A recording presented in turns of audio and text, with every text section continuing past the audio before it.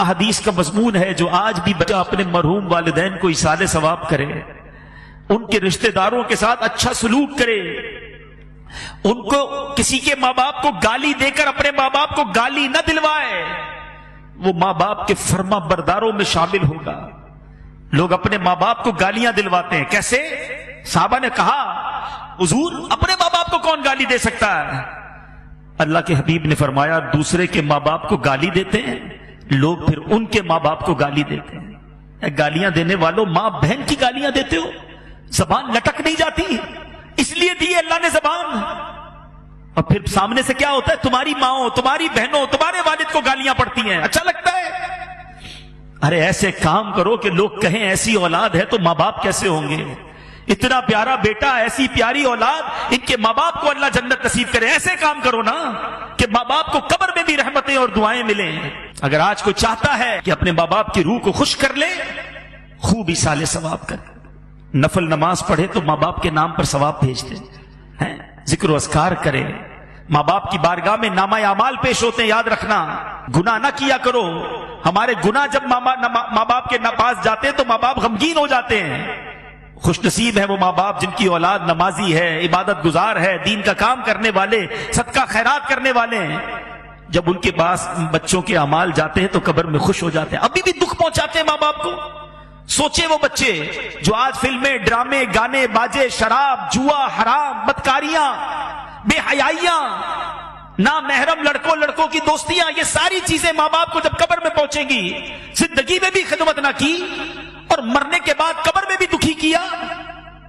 ارے انہیں راضی کرنا ہے تو ایسا کرو کہ روز ثواب پہنچے۔ میں مشورہ دیتا ہوں اللہ کی رحمت سے، جو بھی کہہ رہا ہوں یہ تحدیث نعمت اور جو بھی ہے یہ اپنی والدین ہی کی تربیت اور امیر اہل سنت کی تربیت کا صدقہ ہے۔ ہمارے پاس تو جو بھی ہے والدین کا ہے نا، یہ بھی ایک بات یاد رکھنا، جن کے ماں باپ حیات ہیں اور چلے جائیں، دونوں صورتوں میں ایک بات یاد رکھنا کہ آپ کے پاس اور میرے پاس جو کچھ ہے، پیسہ ہے، عزت ہے، شہرت ہے، مقام ہے، واٹ ایور، یہ سب کچھ ماں باپ کا ہے۔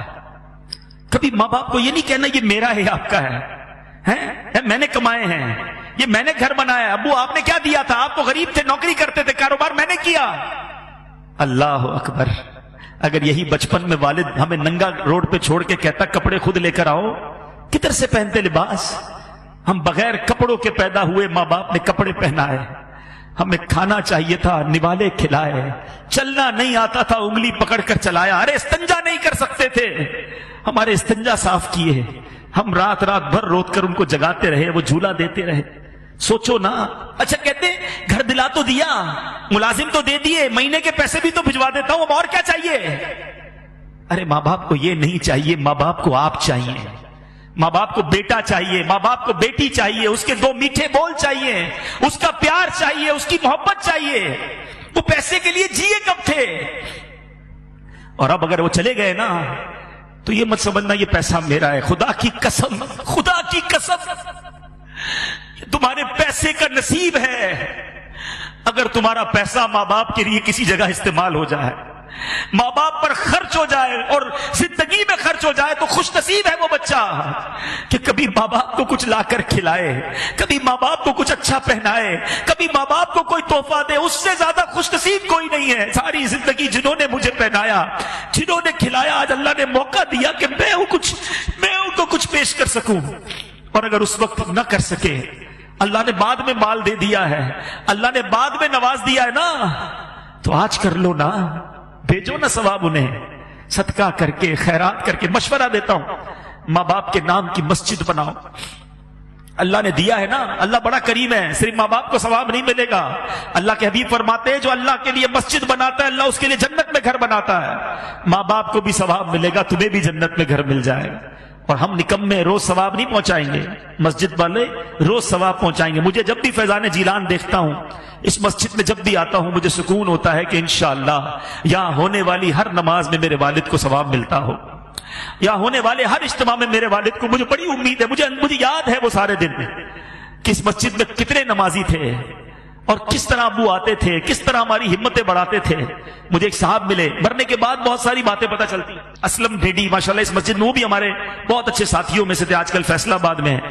مجھے ان کا میسج آیا، کہتے عبدالحبیب بھائی یوں تو آپ کے والد صاحب کی بہت ساری یادیں ہیں، مگر ایک بار فیضان جیلان مسجد، جب یہاں گھر تھا، یہ مسجد گھر کے اندر تھی، تعمیر نہیں ہوئی تھی، چھوٹا سا ایک گھر تھا، تو کہتے اتنی بارش ہوئی کراچی میں کہ پانی بھر گیا، ساری رات بارش ہوتی رہی.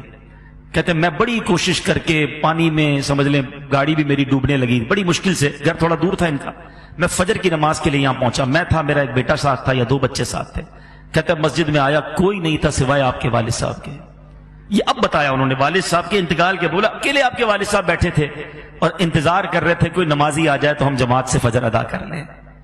تو اللہ تعالیٰ ان کو جنت الفردوس میں اعلیٰ مقام عطا. ابو کی تو اب یادیں ہی رہ گئی، مگر اب میں یہ چاہتا ہوں، ہماری تو وہ دولت چلی گئی. جس کے پاس ہے قدر کر لو، دعائیں لے لو. صلو علی الحبیب صلی اللہ تعالی علی محمد. مجھے اپنی اور ساری دنیا کے لوگوں کی اصلاح کی کوشش کرنی ہے.